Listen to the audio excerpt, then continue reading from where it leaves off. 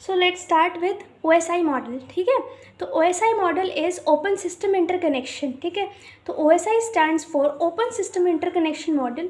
It has been developed by standard organization which is ISO। ISO ने इसे develop किया था।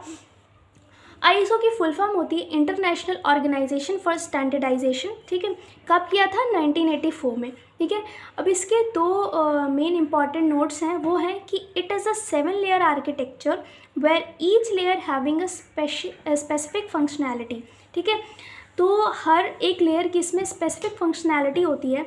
जैसे कि ये एक्चुअली मॉडल रिप्रेजेंट क्या करता है कि जब भी हमें कोई डेटा भेजना है सेंडर टू रिसीवर, जब भी हमें कोई डेटा भेजना है सेंडर टू रिसीवर, तो उसके बीच में कितनी सारी लेयर्स आ रहे हैं, किन के थ्रू वो जा रहा है, या एक कोई भी डेटा भेजने के लिए हम क्या क्या प्रोटोकॉल्स या क्या क्या हम सेट ऑफ रूल्स या सेट ऑफ इंस्ट्रक्शंस फॉलो करते हैं, ये उसका मॉडल है। ठीक है, तो it is a 7 layer architecture जिसमें हर एक लेयर की कोई ना कोई एक स्पेसिफिक फंक्शनैलिटी होती है। ठीक है, हर लेयर का कुछ स्पेशल काम होता है। ठीक है, all the 7 layer work collaboratively.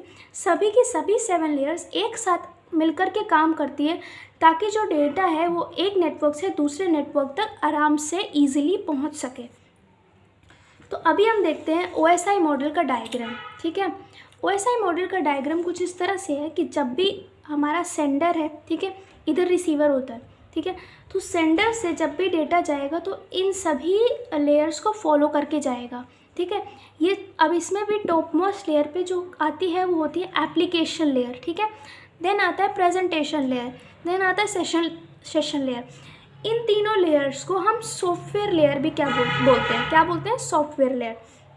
फिर आता है जो फोर्थ लेयर है, ऊपर से फोर्थ लेयर है, वो है ट्रांसपोर्ट लेयर। इसको हम बोलते हैं heart of the OSI model. क्या बोलते हैं? Heart of the OSI model. Then comes network layer, data link layer and physical layer. इन तीनों को हम बोलते हैं हार्डवेयर लेयर। ठीक है, ये सॉफ्टवेयर लेयर, ये ऊपर की 3 software layer, then heart of the OSI model, and these 3 are hardware layer. ठीक है, अब इसमें भी मेनली जानने की बात ये है कि जो फिजिकल लेयर में है वो जो उसमें जो डेटा होगा वो बिट्स की फॉर्म में होगा, डेटा लिंक लेयर में फ्रेम्स की फॉर्म में होता है, नेटवर्क लेयर में पैकेट्स की फॉर्म में, और ट्रांसपोर्ट लेयर में सेगमेंट की फॉर्म में। बट इसको लर्न करने का बहुत ही ईजी तरीका है, वो है please do not throw sauces pizza away. इसका शॉर्ट फॉर्म है please do not throw sauces pizza away. ठीक है, सेम आप जब भी हम बात करते हैं तो स्टार्ट हम नीचे से स्टार्ट करके फिर ऊपर तक जाते हैं। ठीक है, अभी सेम वे है इधर भी कि जब हमें यहाँ से सेंडर से कोई डेटा भेजना है और यहाँ जब फिज़िकल लेयर पे हमें वो डेटा मिल जाएगा, तो जब हमें रिसीवर तक पहुँचाना है तो उन्हीं लेयर्स को पास करते हुए ही जाएगा।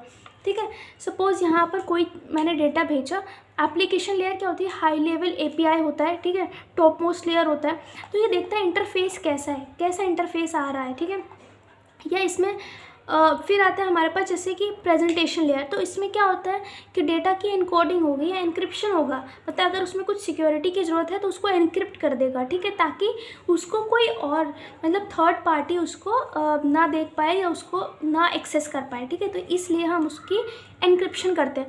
अगर यहाँ पे एनक्रिप्शन करते हैं तो जब डेटा यहाँ से इधर फिर रिसीवर साइड में जब प्रेजेंटेशन लेयर के पास पहुँचता है, ठीक है, तो वहाँ पर अगर यहाँ पे एनक्रिप्शन हुआ था तो यहाँ पे डिक्रिप्शन भी होगा, यानी कि उसको आप सिक्योरिटी से बाहर भी करेंगे। ठीक है, तो कुछ इस तरह से होता है और फिर इसी तरह से हमारा डेटा फॉरवर्ड होता है। तो ये है OSI मॉडल का diagram which is very important, most important from the exam point of view. फिर आता है कि फिज़िकल लेयर की क्या क्या फंक्शनैलिटीज़ हैं। ठीक है, तो इसमें क्या होता है कि मेनली केबल्स और कनेक्टर्स होते हैं, फिजिकल टोपोलॉजी होती है। ठीक है, हार्डवेयर्स, रिपीटर्स एंड हब्स होते हैं। ठीक है, रिपीटर्स और हब्स, रिपीटर्स वो होते हैं कि एक सपोज़ कोई सिग्नल जा रहा है लेकिन उसकी इंटेंसिटी कम हो गई। ठीक है, इस तरह से वो सिग्नल ट्रांसफ़र हो रहा था। ठीक है, एक टाइम के बाद उसकी इंटेंसिटी बहुत कम हो गई। ठीक है, तो यदि हम उसमें क्या लगा देंगे? रिपीटर लगा देंगे। ठीक है, रिपीटर लगा देंगे तो उसकी जो इंटेंसिटी है वो फिर से उसी तरह से मूव करने लगेगा, उसी सेम इंटेंसिटी से। ठीक है, हब्स वो होते हैं, hub is a device from which many computers are connected, ठीक है, और जिसके थ्रू हम डेटा भेज सकते हैं एक कंप्यूटर से दूसरे नेटवर्क में। लेकिन उसके लिए जब भी एक कंप्यूटर से दूसरे नेटवर्क में हमें भेजना है तो बीच में जो हब है उसके थ्रू ही उसे पास होना पड़ता है, ठीक है। जैसे कि एक कंप्यूटर है हमारे पास इस तरह से, ठीक है, ये हमारे पास हब है, ठीक है, ये हब है। तो इसके थ्रू जब भी ये कंप्यूटर ए है, this is computer A and this is computer B, ठीक है, तो जब भी इसके थ्रू इसको भेजना है तो हमेशा इसको हब के थ्रू ही पास होना पड़ेगा, ठीक है। लेकिन हब क्या करता है, इसका एक मेन डिसएडवांटेज भी है कि सबको ये डेटा ब्रॉडकास्ट कर देता है। सपोज़ यहाँ पर कोई कंप्यूटर सी था जो कि कनेक्टेड था, उसको डेटा नहीं चाहिए था, फिर भी वो सभी को ब्रॉडकास्ट करेगा। अगर ए ने भेजा है तो बी के पास भी पहुँचेगा, सी के पास भी पहुँचेगा, अगर कोई डी नेटवर्क है या कोई डी करके कंप्यूटर है तो उस पर भी पहुँचेगा, ठीक है। तो इट विल ब्रॉडकास्ट, ये प्राइवेसी नहीं रखता है, ठीक है, ये it can't send the private data, ठीक है। फिर आता है हमारा कि मल्टीप्लेक्स, फिर आता है ट्रांसमिशन मोड। ट्रांसमिशन मोड भी हमारे पास 3 तरह के होते हैं, सिंप्लेक्स होता है, हाफ डुप्लेक्स होता है और फुल डुप्लेक्स होता है। सिंप्लेक्स में क्या होता है कि सिंपली क्या होगा कि सेंडर से रिसीवर तक डेटा जाएगा, बट रिसीवर कभी भी सेंडर को डेटा वापस नहीं भेजेगा। फॉर एग्जांपल, जब भी हमें टीवी में कोई चैनल चेंज करना होता है तो वी प्रेस की ऑफ रिमोट, ठीक है, तो रिमोट की कोई भी बटन दबाने से, ठीक है, वो चैनल चेंज होता है, या हम वॉल्यूम हाई या लो कर सकते हैं, ठीक है, चैनल चेंज कर सकते हैं, ठीक है, अनम्यूट कर सकते हैं, म्यूट कर सकते हैं। लेकिन जब भी हमने कोई चैनल चेंज करना है तो हम कोई उसकी जो बटन है वो प्रेस करेंगे। लेकिन इसमें क्या होगा कि हम सिग्नल उसको दे रहे हैं, लेकिन TV never reflects back it's signal, ठीक है, वो अपना सिग्नल कभी रिमोट को नहीं भेजेगी, always remote will do that, ठीक है। तो ये होता है सिंप्लेक्स। फिर आता है हाफ डुप्लेक्स। हाफ डुप्लेक्स क्या है? अब हाँ, सिंप्लेक्स में एक चीज़ और याद करने वाली बात है कि ये यूनिडायरेक्शनल होता है, एक ही डायरेक्शन में वर्क करता है, ठीक है। अभी आता है half duplex. Half duplex work on by directional, ये बाई डायरेक्शनल होता है। बाई डायरेक्शनल का मतलब कि एक टाइम पर एक ही डेटा जाएगा, दूसरे टाइम पर दूसरा डेटा आएगा। सपोज़ इन वॉकी टॉकी में बात करने में होता क्या है कि एक टाइम पे एक पर्सन ही अपनी बात कह पाएगा, दूसरा सुनेगा। फिर और जब दूसरे को कुछ कहना है तो first person will listen and second person will speak, then the data transfer will happen, ठीक है, इस तरह से होगा। वाइल इन फुल डुप्लेक्स में होता ये है कि एक टाइम पे एट अ साइमल्टेनियसली टाइम, ठीक है, सेम टाइम पर एक सेंडर भी रिसीवर को भेज सकता है डेटा, रिसीवर भी सेंडर को डेटा भेज सकता है, ठीक है। For example we people talk on mobile phones, ठीक है, तो सेम टाइम पर हम एक दूसरे से बात कर सकते हैं और कुछ भी पूछ सकते हैं या लिसन कर सकते हैं, ठीक है। अभी बात करते हैं कि फिज़िकल लेयर डिसाइड करता है कि which type of signals will be receive. तो फिज़िकल लेयर है वही डिसाइड करता है कि सिग्नल कैसे जाना चाहिए।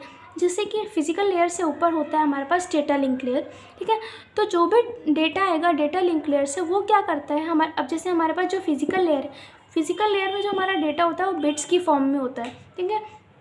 तो यहाँ पर सेंडर साइड से जब भी रिसीवर साइड को सिग्नल भेजना है या डेटा भेजना है तो किस तरह से जाता है, वो होता है कि या तो बिट्स की फॉर्म में जाएगा या तो सिग्नल्स की फॉर्म में जाएगा, ठीक है। तो यहाँ पर क्या होता है कि यहाँ पर बिट्स जो होते हैं वो सिग्नल्स में चेंज होते हैं, क्योंकि जैसे कि यहाँ पर देखो, ठीक है, यहाँ पर फिज़िकल लेयर से दूसरे फिज़िकल लेयर में रिसीवर साइड के फिज़िकल लेयर में जाएगा डेटा, ठीक है। तो किस तरह से जाएगा वो देख रहे हैं हम, ठीक है। हाँ, तो ये है कि from sender bits are converted into signal. Sender side से जो बिट्स हैं वो कन्वर्ट होते हैं सिग्नल्स में, ठीक है, वो सिग्नल्स में कन्वर्ट हुए। और यहाँ से फिर जब होता है कि from here the signals are converted into bits in the receiver, और वो फिर से जो भी सिग्नल्स होते हैं वो फिर से बिट्स में कन्वर्ट हो जाते हैं, ठीक है। और फिर ऊपर वो data link layer, the network transport layer, session layer, presentation layer और एप्लीकेशन लेयर के थ्रू रिसीवर तक पहुँच जाएंगे, ठीक है। Now comes TCP/IP protocol suit, ठीक है। ये होता क्या है, ठीक है। TCP stands for transmission control protocol, TCP stands for transmission control protocol and IP stands for internet protocol, ठीक है। अब इसमें भी हमारे पास 5 लेयर TCP/IP मॉडल होता है और 4 लेयर होता है। तो 5 लेयर जो होता है वो कुछ बुक्स में होता है, but mainly we consider 4 layer architecture of TCP/IP model, ठीक है। तो इसमें होता क्या है, जैसे कि OSI मॉडल में ऊपर ये जो टॉप मोस्ट लेयर होती हैं, application layer, presentation layer and session layer, उन तीनों को कंबाइन करके एक लेयर बना दी जाती है जो कि होती है एप्लीकेशन लेयर। फिर उसके बाद ट्रांसपोर्ट लेयर, फिर इंटरनेट लेयर और को बना दिया जाता है, नेटवर्क लेयर को बना दिया जाता है इंटरनेट लेयर, और फिर डेटा लिंक लेयर और फिजिकल लेयर को बना दिया जाता है नेटवर्क एक्सेस लेयर, ठीक है, नेटवर्क एक्सेस लेयर। अब बात होती है कि जो एप्लीकेशन लेयर होता है वो प्रोसेस टू प्रोसेस वर्क करता है, और transport layer host to host, internet layer source to destination, और network layer node to node, एक नोड से दूसरे नोड पर डेटा जाएगा, यहाँ पर सोर्स टू डेस्टिनेशन होएगा, यहाँ पर होस्ट टू होस्ट, और इधर प्रोसेस टू प्रोसेस जाएगा, ठीक है। तो this is a 4 layer TCP/IP protocol. So ठीक है, इसके भी बहुत सारे प्रोटोकॉल्स होते हैं, जैसे SMTP, SNTP, वो सब हम बाद में आगे के लेक्चर्स में देखेंगे, ठीक है। तो देखो अभी अगला टॉपिक है नेटवर्क टोपोलॉजी। बहुत इंपॉर्टेंट टॉपिक है, बहुत इजी भी टॉपिक है, बहुत इजी टॉपिक है, ठीक है, कुछ भी नहीं है। टोपोलॉजी होता क्या है कि कैसे डिवाइसेस कनेक्टेड है उसके बारे में इंफॉर्मेशन देना, वही टोपोलॉजी होती है। ये देखो लिखा भी है कि जैसे basically tells the arrangement of the devices, कि कोई भी डिवाइस किस तरह से कनेक्टेड हो रखा है, ठीक है। हमारे पास कई तरह की टोपोलॉजीज होती है, जैसे मेश टोपोलॉजी, स्टार टोपोलॉजी, बस topology, ring topology, hybrid topology, ठीक है। इसी में एक ट्री टोपोलॉजी भी होती है, वो भी हम ऐड कर सकते हैं, ठीक है। और जो मेश टोपोलॉजी होती है वो होता क्या है, वो पॉइंट टू पॉइंट कनेक्शन होता है, ठीक है।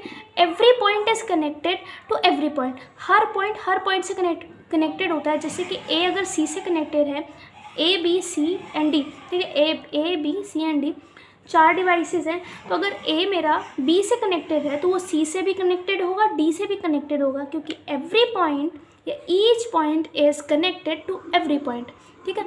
हर एक पॉइंट से कनेक्टेड होगा। अगर हमें पता लगाना है कि नंबर ऑफ़ केबल्स कितनी होंगी, तो इसमें नंबर ऑफ़ केबल्स अगर एक से देखना है, ठीक है, तो टोटल नंबर ऑफ़ केबल्स जानने के लिए, ठीक है, n × n-1/2 का फॉर्मूला लगाना पड़ेगा, जहाँ पे n क्या है, नंबर ऑफ़ नोड्स, ठीक है, कि कितने नंबर ऑफ़ नोड्स हैं, ठीक है।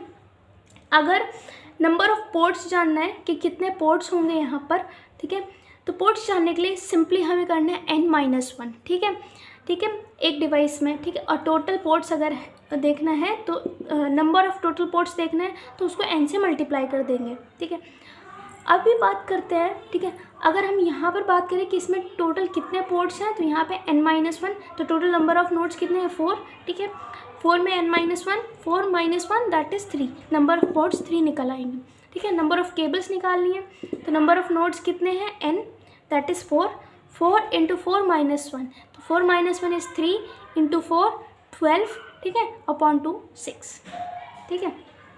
अभी हम यहाँ पे काउंट भी कर सकते हैं, जैसे 1 2 3 4, ये A to B, B to D, D to C and C to A, 4 cables, then 5th is A to D and 6th is B to C। अभी इसकी अगर बात करें रिलायबिलिटी की, किसकी, रिलायबिलिटी, ठीक है, तो इसमें हाईएस्ट रिलायबिलिटी होती है जो कि प्रोवाइड की जाती है मेश टोपोलॉजी के थ्रू। जिसकी कॉस्ट होती है वो हाई ही रहती है, वैसे तो केबल्स पे डिपेंड करती है। अब जितने नंबर ऑफ़ नोड्स होंगे उतनी ज़्यादा इसकी कॉस्ट बढ़ती जाएगी, क्योंकि उतने ही हमारे केबल्स बढ़ते जाएंगे, ठीक है, तो इसलिए ये कॉस्टली होता है, ठीक है। सिक्योरिटी, अब इसमें सिक्योरिटी बेस्ट रहती है क्योंकि ईच नोड से कनेक्टेड होता है, यानी कि अगर मुझे कोई डेटा A से D को भेजना है तो A to D ही जाएगा, क्योंकि मेरे पास उसके लिए एक पाथ अवेलेबल है या एक केबल अवेलेबल है। उसके लिए मुझे मुझे उसके लिए एक A to C और C to D भेजने की ज़रूरत नहीं है, ठीक है। I can send directly to A to D, ठीक है। और इसीलिए फिर इसमें बहुत सारी केबल्स यूज़ होती हैं, तो इसीलिए इसकी जो मेंटेनेंस होती है वो काफ़ी हाई होती है, ठीक है। और it is good to send private messages. If a machine failed then the entire network will not be failed. अगर एक मशीन A to D वाला अगर पोर्शन ख़राब हो गया तो बाकी मशीन वर्क करेगी, वो ख़राब नहीं होगी। नेक्स्ट कम्स हब और स्टार, ठीक है। हब या स्टार क्या होता है, देखो हब इस तरह से होता है कि एक हब होता है, उससे कई सारे डिवाइसेस कनेक्टेड होते हैं, ठीक है, जैसे ABCD, ठीक है। अब इसमें क्या होता है, मल्टी पोर्ट रिपीटर होता है, बहुत सारे पोर्ट्स होते हैं, ठीक है, मल्टी पोर्ट रिपीटर। फिर आता है हमारे पास फॉरवर्डिंग, कि सीधा डेटा को फॉरवर्ड कर देगा। A hub is able to forward the signals from one to another, ठीक है, एक से दूसरे को तुरंत वो अपना जो डेटा है वो फॉरवर्ड कर देगा। नो फिल्टरिंग, कोई फिल्टरिंग नहीं होती है, यानी कि one signal can be distributed to one who does not require और where we don't want to send, जिसको हम भेजना भी नहीं चाहते, ठीक है। जैसे मुझे यहाँ पर सिर्फ A और B के बीच में मुझे डेटा भेजना है, लेकिन अगर मुझे A से मैंने B को भेजा तो A to C भी जाएगा, A to D भी जाएगा, यानी कि कोई भी फिल्टरिंग नहीं होगी, जिसकी वजह से ट्रैफिक भी हाई हो जाएगा, ठीक है, काफ़ी ज़्यादा ट्रैफिक हो जाएगा, ठीक है, और डेटा को हमें रिसीव करने में प्रॉब्लम्स भी हो सकती हैं, ठीक है। कोलिजन डोमेन है, वही चीज़ है कि बहुत सारा ट्रैफिक हो जाएगा, इसलिए कोलिजन डोमेन भी हो जाएगा। अब इसमें जो है वो नंबर ऑफ़ केबल्स वो n होंगी, ठीक है, n केबल्स होंगी, नंबर ऑफ़ पोर्ट्स n होंगे, ठीक है, रिलायबिलिटी कम होगी, ठीक है, और कॉस्ट होगी लेस होगी मैश के थ्रू, बट हाई रहेगी। अब इसका अगर एडवांटेज और डिसएडवांटेज देखें कि इट ब्रॉडकास्ट द मैसेजेस, ये मैसेजेस को क्या करता है, ब्रॉडकास्ट कर देता है, हर किसी को दे देता है, हर किसी को फॉरवर्ड कर देता है, ठीक है। और यही बोले कि it is less expensive due to less cable, ठीक है, इसमें जो केबल होते हैं वो कम होते हैं, इसकी वजह से ये लेस एक्सपेंसिव होता है। Easy to connect nodes without affecting rest of the network, ठीक है, बाकी नेटवर्क को अफेक्ट किए बिना हम कई नोड्स इसमें ऐड कर सकते हैं या रिमूव भी कर सकते हैं, ठीक है। अगर एक कोई नोड इसमें फेल होता है, ठीक है, तो यहाँ पर अगर ये पूरा हब फेल हो जाता है तो ये पूरा नेटवर्क फेल हो जाएगा, लेकिन अगर कोई एक पर्टिकुलरली एक नोड फेल होता है तो उससे पूरा नेटवर्क फेल नहीं होता, ठीक है, ये इसका एडवांटेज है। अब ये आते हैं हम डिसएडवांटेज में कि we must require network devices like hub, ठीक है, हमें इसमें जब भी हमें डेटा फॉरवर्ड करना है तो हब या स्विच जैसे हमें नेटवर्क डिवाइसेस की ज़रूरत पड़ेगी, ठीक है, तो जो कि एक्सपेंसिव हो सकते हैं बहुत सारे। अगर हमें डेटा फॉरवर्ड करना है तो हमें बहुत सारे हब या स्विचेस की ज़रूरत पड़ सकती है, ठीक है। तो if two nodes want to share data, ठीक है, कोई भी दो नोड्स हैं जो कि डेटा शेयर करना चाहते हैं तो वो पॉसिबल है सिर्फ और सिर्फ हब के थ्रू ही, या स्विच हमें लगाना पड़ेगा। अगर एक हब फेल हो जाता है तो entire network will be fail, जो कि मैंने भी बताया कि अगर एक हब मेरा फेल हो गया तो पूरा नेटवर्क ही मेरा फेल हो जाएगा, ठीक है। And we can't send the private data, private messages नहीं भेज सकते हैं, क्योंकि अगर एक बार हमने भेजा तो वो सबको ब्रॉडकास्ट कर देगा, यानी सबको फॉरवर्ड कर देगा, ठीक। अभी आते हैं हमारे बस टोपोलॉजी। बस टोपोलॉजी कुछ इस तरह से होती है, यानी कि बिल्कुल सीधी लाइन होती है, क्योंकि इसमें कई सारे हमारे नेटवर्क्स कनेक्टेड होते हैं। एंड में होता है हमारा टर्मिनेटर या रिपीटर, उसी को जब दोबारा एक्सटेंड करना है तो हम रिपीटर लगा देते हैं, अगर ख़त्म करना है तो टर्मिनेटर, ठीक है। इस बीच वाली लाइन को हम बोलते हैं बैकबोन, ठीक है, ये ठीक ईथरनेट वायर की होती है, ठीक है। इसका मतलब इसकी जो बैंडविड्थ होती है काफ़ी हाई होती है, इसकी बैंडविड्थ काफ़ी हाई होती है, ठीक है। इस बॉक्स को हम कहते हैं टैब और इनको कहते हैं हम ड्रॉप लाइन्स, ठीक है, इनको कहते हैं ड्रॉप लाइन्स। इसमें क्या होता है कि ईजी टू ऐड और रिमूव द नेटवर्क्स, ठीक है, हम कुछ भी कई नेटवर्क्स हम इसमें ऐड कर सकते हैं या रिमूव कर सकते हैं, और इसमें सिर्फ एक ही केबल की ज़रूरत होती है, और इसमें प्राइवेट मैसेजेस इसमें भी नहीं फॉरवर्ड कर सकते हैं, ठीक है। अब इसका एक ही यूनिडायरेक्शन होता है, एक ही डायरेक्शन में वर्क करती है। इसमें जो नंबर ऑफ़ केबल्स जो हमें रिक्वायर्ड होंगी वो अगर ये n है, ये n नोड्स हैं, तो इसमें एक बैकबोन के लिए जोड़नी पड़ेगी, तो जो कि हो जाएगी n+1, ठीक है, बैकबोन के लिए, ठीक है। नंबर ऑफ़ पोर्ट्स n होंगे। रिलायबिलिटी की कि if once the wire got damage, अगर एक बार वायर डैमेज हो गई तब तो whole system will not work, ठीक है, तो पूरा सिस्टम ही अच्छे से वर्क नहीं करेगा, तो इसलिए ये रिलायबल कम होगा, ठीक है। इसमें जो सिक्योरिटी होगा वो लेस सिक्योर होगा, as the message will be send to everyone, message सभी को जा रहा है, इसलिए इसमें सिक्योरिटी कम है, ठीक है। कॉस्ट भी इसकी चीप है, यानी कि सस्ता है, और मेंटेनेंस इसकी ईजी है, ठीक है। लेकिन इसमें क्या होता है कि मल्टी पॉइंट नेटवर्क होते हैं, कई सारे पॉइंट होते हैं, ठीक है, ये पॉइंट टू पॉइंट नहीं होता। फिर आते हैं हमारे पास रिंग टोपोलॉजी, ठीक है। रिंग टोपोलॉजी बहुत ईजी है, ये क्या है कि जो बस टोपोलॉजी है अगर उसको हम उठा के अगर बेंड कर दें, ठीक है, उसको उठा के हम इस तरह से बेंड कर दें तो हमारे पास रिंग टोपोलॉजी ही बन जाती है, ठीक है। If the bus topology is bend in circular form then we will get the ring topology, ठीक है। और इसमें भी सेम होगा, number of cables n+1, number of ports n, ठीक है। रिलायबल लेस होगा, सिक्योरिटी भी लेस होगी, कॉस्ट भी चीप होगी। लेकिन हाँ ये है कि यूनि डायरेक्शन होता है। अगर मुझे suppose this is my node A B C and D, ठीक है, तो A to D मुझे डेटा फॉरवर्ड करना है। तो अगर वो सपोज इस तरह से जा रहा है, उसकी डायरेक्शन इस तरह से है, तो A को भी भेजेगा, B को, A से फिर B को भेजेगा, B to C and then C to D जाएगा। वो ऐसे नहीं जा सकता है कि जो लेस ट्रैफिक है जिधर से या जिधर से हमें लेस डिस्टेंस कवर करना पड़ रहा है उधर चला जाए, ऐसा नहीं होता। इसमें यूनि डायरेक्शनल रहेगा, ठीक है। फिर आता है इसका एडवांटेज क्या है कि it forms a strong network, ये एक स्ट्रॉन्ग नेटवर्क फॉर्म करता है, ठीक है। Each and every node can share data with another node connected through the ring topology. Ring topology के थ्रू जो कनेक्टेड है उसमें हम कोई भी डेटा आराम से शेयर कर सकते हैं। अब जो इसमें ट्रांसमिशन रेट होगा वो काफ़ी हाई रहेगा, ठीक है, काफ़ी हाई स्पीड रहता है उसमें। और जो the data send through ring topology will be broadcasted. और अगर हमें कोई डेटा सभी को ब्रॉडकास्ट करना है तो उस जगह पर हमें रिंग टोपोलॉजी का यूज़ करना चाहिए so that we can broadcast easily at with in a few seconds, ठीक है। अब व्हाट इज़ द डिसएडवांटेज? इसका जो डिसएडवांटेज है वो कि it is very difficult task to add some new computers. इसमें जब भी हमें कुछ न्यू कंप्यूटर्स ऐड करने हैं तो उसके लिए ये काफ़ी डिफ़िकल्ट टास्क होगा, ठीक है। इसमें इजी नहीं रहता है कुछ भी ऐड करना या रिमूव करना, ठीक है। If we want to send data from a source to destination, जब भी किसी सोर्स टू डेस्टिनेशन में अगर हमें कोई भी डेटा फॉरवर्ड करना है, ठीक है, तो जो डेटा है वो अननेसेसरी सभी नोड्स के बीच में पास होगा। जैसा कि अभी मैंने दिखाया था कि जब A to D जाना था तो A से B में भी जा रहा था, फिर C में, देन D में जा रहा था, ठीक है। तो इस तरह से सभी के पास डेटा पहुंचेगा, ठीक है। तो इससे क्या होगा, सिक्योरिटी कम होगी, मतलब सिक्योरिटी कम होगी। फिर आता है हमारे पास कि सिंगल पॉइंट ऑफ फेलर, ठीक है। सिंगल पॉइंट ऑफ फेलर क्या है कि that means if a node goes down entire network goes down. अगर एक कोई नोड इसमें ख़राब हो जाती है या नॉट वर्किंग होती है, ठीक है, या वर्क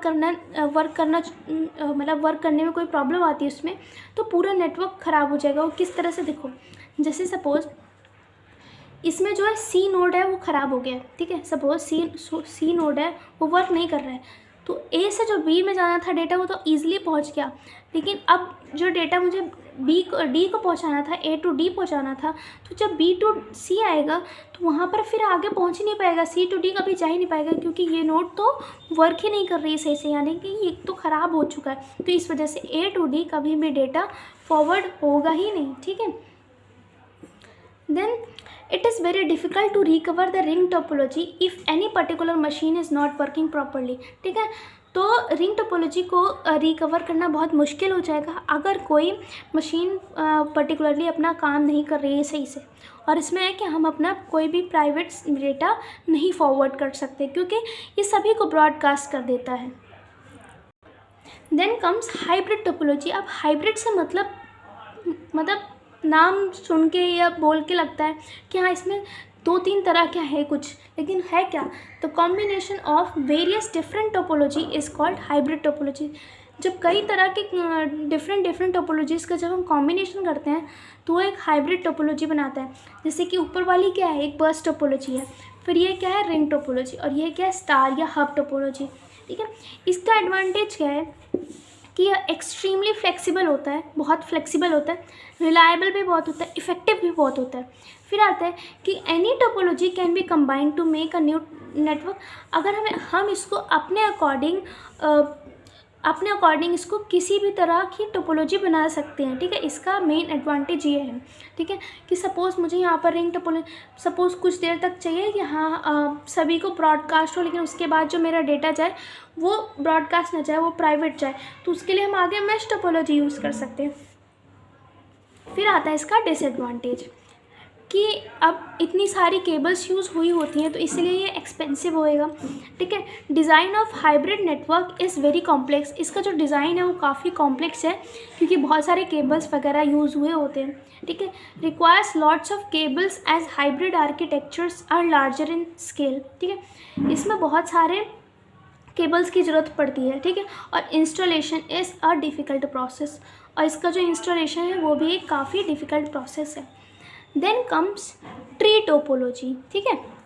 ट्री टोपोलॉजी क्या है कि in this topology all the nodes are connected like branches of a tree, ठीक है। एज यू कैन सी लग रहा है कि ना ब्रांचेस हैं सभी ट्री की, ठीक है। तो इसमें जितने भी नोड्स होंगे वो ट्री के ब्रांचेस की तरह कनेक्टेड होते हैं। तो कॉम्बिनेशन ऑफ बस एंड स्टार, हाँ ये याद रखना है कि ट्री टोपोलॉजी में बस और एक स्टार टोपोलॉजी का जो कॉम्बिनेशन होता है उसी को ही हम ट्री टोपोलॉजी कहते हैं। जैसे देखो ये बस है बीच में और ये स्टार टोपोलॉजी है, ठीक है।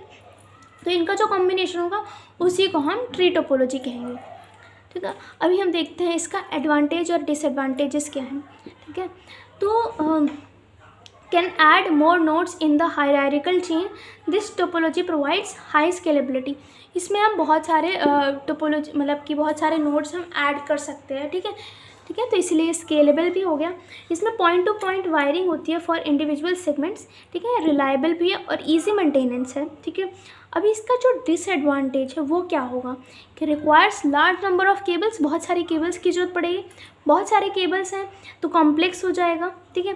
तो as the data needs to travel, जैसा कि हमें पता है कि जो डेटा है ट्रैवल करना चाहिए from the central cable to this creates a dense network traffic. इसकी वजह से लाइक यहाँ से फॉरवर्ड हुआ, फिर यहाँ भी जा रहा है, फिर यहाँ भी जा रहा है, तो इसकी वजह से इसमें जो ट्रैफिक है वो काफ़ी ज़्यादा हो जाता है और इसकी वजह से फिर इसकी जो इस्टेब्लिशमेंट कॉस्ट है वो हाई हो जाती है। The establishment cost increases. तो यहाँ पर हमारे टोपोलॉजीज़ का टॉपिक होता है ख़त्म। आगे स्टार्ट हो जाएगा ट्रांसमिशन मोड और ट्रांसमिशन मीडिया वगैरह, ठीक है। तो ट्रांसमिशन मोड देखते हैं आगे, फिर ट्रांसमिशन मीडिया देखेंगे, ओके। तो ये देखो हमारे पास है ट्रांसमिशन मोड्स। तो ट्रांसमिशन मोड्स हमारे पास 3 तरह के होते हैं, simple, half duplex and full duplex. जो सिंपल होता है यूनिडायरेक्शनल होता है, जैसे कि हमें पीछे भी हमने इसको डिस्कस कर चुके हैं। ये यूनिडायरेक्शनल होता है, by directional, by directional. Unidirectional होता है कि सेंटर से रिसीवर तक डेटा इस तरह से जाएगा, बट रिसीवर से कभी भी सेंटर को डेटा नहीं जाएगा। बाई डायरेक्शनल का मतलब है कि सेंटर से रिसीवर तक डेटा जाएगा टाइम t1 पे और रिसीवर से सेंटर को डेटा जाएगा टाइम t2 पे। फुल डुप्लेक्स में होगा कि सेंडर से रिसीवर में टाइम सेम टाइम पर रिसीव भी हो रहा है, वहीं से सेंड भी हो रहा है, रीसेंड भी हो रहा है। अब सिंप्लेक्स का जो एग्जांपल है वो क्या है कि signal from remote to TV, ठीक है। जो टीवी को जो हम सिग्नल देते हैं रिमोट से देते हैं, but TV does not give back signal, TV कभी भी सिग्नल बैक नहीं करता है, ठीक है। अब यहाँ पर है कि not simultaneously data is received और सेंड, सेम टाइम पर जो डेटा है वो रिसीव और सेंड नहीं होता है, ठीक है।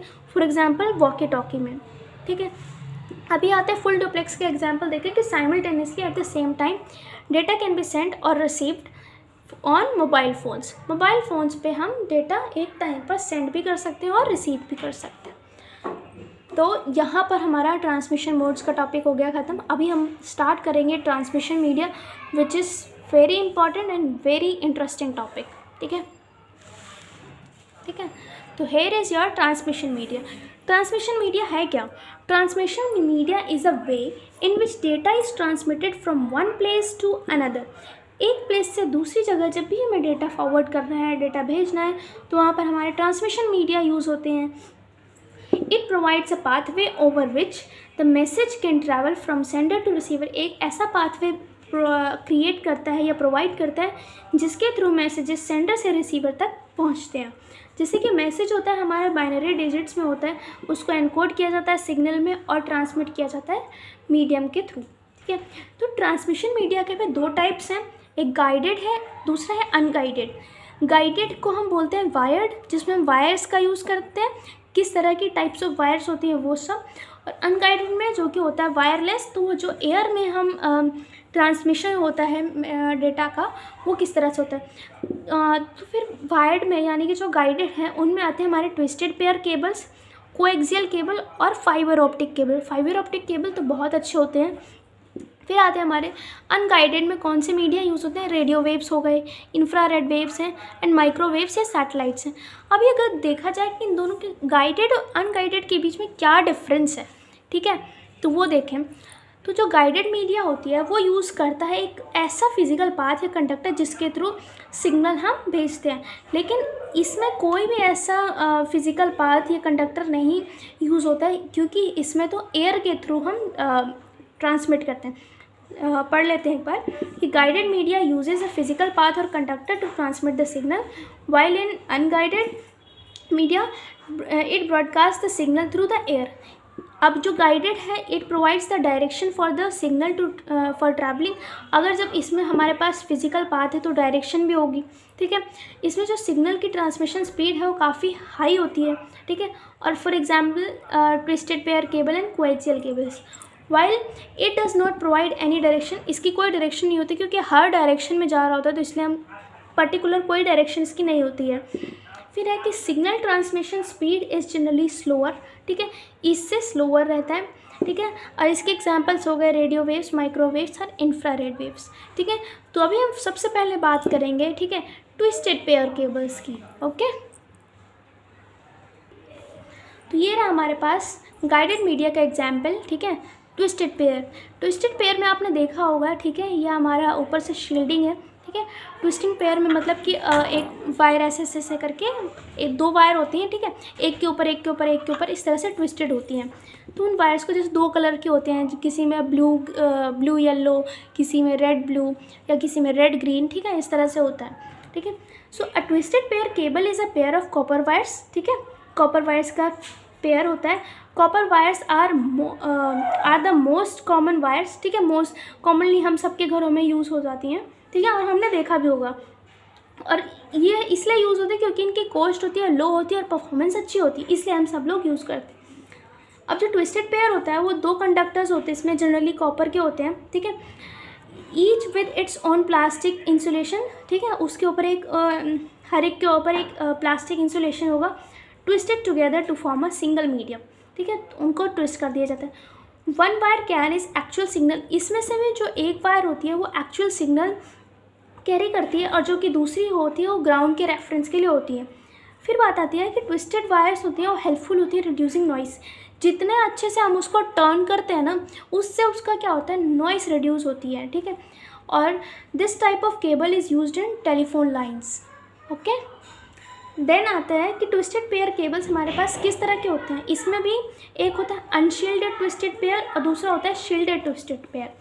जो अनशील्डेड होता है, ऑब्वियसली जो अनशील्डेड है, जिसकी शील्ड नहीं है, तो चीप होगा, ठीक है, सस्ता होगा, मोर कॉमन होता है, सबके घरों में मिल जाएगा, ठीक है। और ये होगा कि लेस कॉमन, में जल्दी सभी के घरों में नहीं मिलेगा। अगर ये सस्ता है थोड़ा महंगा होगा ये वाला शील्डेड वाला, क्योंकि इसमें एक्स्ट्रा शील्ड लगी होती है। फिर आता है लोकल एरिया नेटवर्क्स, ठीक है, it is used in extensively for local area networks, ठीक है। अभी इसमें केबल है मेटल फॉइल कवरिंग, इसमें इसलिए भी महंगा होता है क्योंकि इसमें मेटल फॉइल की कवरिंग होती है। तो आगे हम बात करेंगे कोएक्सियल केबल की। यहाँ पर हमारा ट्विस्टेड पेयर केबल वाला टॉपिक ख़त्म होता है। तो ये रहा हमारे पास कोएक्सियल केबल, इसको हम बीएनसी टाइप भी कहते हैं। देखो इसमें क्या होता है, ये वाला पार्ट और ये वाला पार्ट कॉपर का होता है, बाकी ये प्लास्टिक की कवरिंग होती है, ये प्लास्टिक की कवरिंग होती है, और ये ऊपर से सबको कवर करने के लिए होता है, ठीक है। तो कोएक्सियल केबल यानी कि एक ही एक्सिस से निकलने वाले, ठीक है, एक ही एक्सिस से निकलने वाले, ठीक है, ये कॉपर और ये कवर, बाकी ये प्लास्टिक और ये प्लास्टिक और ये सबको ढकने वाला, ठीक है। तो coaxial cables are copper cables, ये भी कॉपर केबल्स ही होते हैं, लेकिन जो ट्विस्टेड पेयर केबल्स से बेटर होते हैं ये, ठीक है। तो with better shielding than twisted pair cables so that transmitted signals में ट्रैवल लॉन्गर डिस्टेंस, ठीक है, इसमें लॉन्गर डिस्टेंस और हायर स्पीड से हम ट्रैवल करा सकते हैं सिग्नल्स को। The shield minimizes electrical and radio frequency interference, ठीक है, इसकी वजह से जो शील्ड होती है मिनिमाइज कर देती है electrical and radio frequency interferences को। Coaxial cabling is the primary type of cabling used by the cable television industry and is also widely used for computer networks such as Ethernet. फिर आता है हमारा कि coaxial cable has 2 wires of coppers, ठीक है, इसमें 2 copper की wires होती हैं। एक होती है जो कोर, जो इनर कॉपर वायर होती है वो सेंटर में होती है और बनी होती है सॉलिड कंडक्टर की। It is enclosed in an insulating sheath. और जो सेकेंड आउटर कॉपर वायर होती है वो रैप होती है around and is use to protect from external electromagnetic interference, जो कि होती है नॉइस, ठीक है। This all is covered by plastic cover and use to protect the inner layers from the physical damage such as wire and water। ये देख लो, तो this is covered by plastic cover and used to protect the inner layers from the physical damage such as fire and water। तो यहाँ पे हमारा coaxial का topic होता है ख़त्म। आगे हम स्टार्ट करेंगे फाइबर ऑप्टिक केबल। अभी देखो, फाइबर ऑप्टिक केबल होती है ना, वो ट्विस्टेड पेयर और कोएक्सियल केबल दोनों से ही काफ़ी बेटर होती है, ठीक है। A fiber optic cable is made of high quality of thin glass or plastic and is used to transfer digital data signals in the form of light up to a distance of thousands of miles, ठीक है। जो fibre optic cables are not affected by electromagnetic interferences, इनको कोई फ़र्क नहीं पड़ता है electromagnetic interferences से, so the noise and distortion is very less, ठीक है।